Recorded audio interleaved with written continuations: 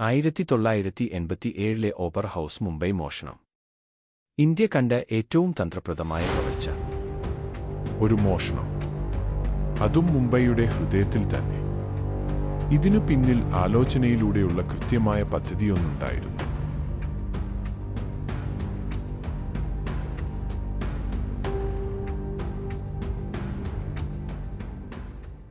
വർഷം 1987.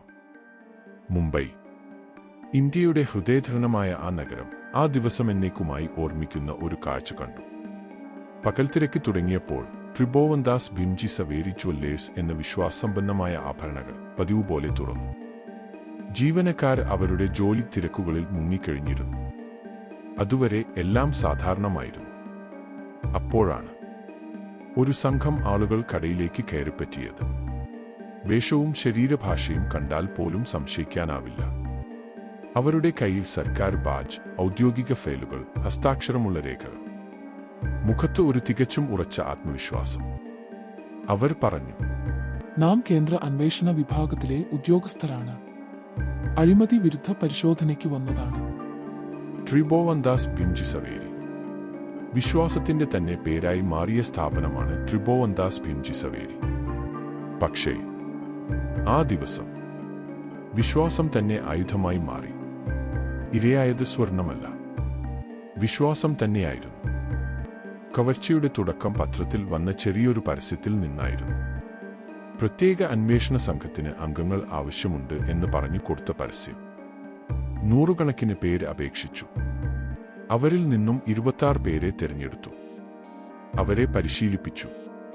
സൈനിക ശൈലിയിലുള്ള പെരുമാറ്റവും അന്വേഷണ രീതി തുടങ്ങിയവ പഠിപ്പിച്ചു. പക്ഷേ യാഥാർത്ഥ്യം മറ്റൊന്നായിരുന്നു. ഈ പരിശീലനം ഒരു കവർച്ചയ്ക്ക് വേണ്ടിയുള്ള ഒരുക്കം മാത്രമായിരുന്നു. അവർ വിശ്വസിച്ചു രാജ്യത്തിനു വേണ്ടി സേവനം ചെയ്യാനാണ് പോകുന്നത് എന്ന്. പക്ഷേ അവർ വിനിയോഗിക്കപ്പെട്ടത് ഇന്ത്യ കണ്ട ഏറ്റവും തന്ത്രപരമായ കവർച്ചയ്ക്കായി. മാർച്ച് 11 രാവിലെ 10 മണിക്ക് ത്രിഭുവൻദാസ് ഭീംജി സവേരി തുറന്നു.